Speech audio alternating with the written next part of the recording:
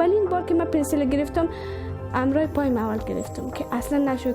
بعدا دمو روز من امرای دهن پنسیل ما گرفتم.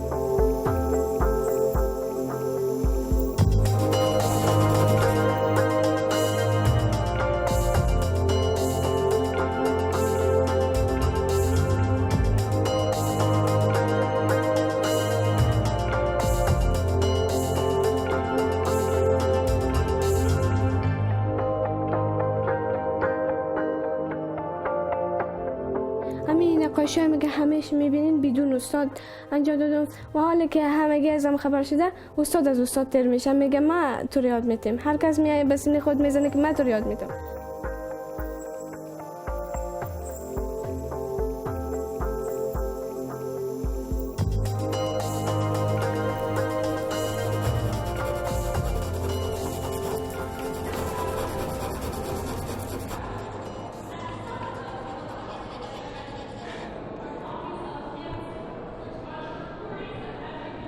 Your thoughts?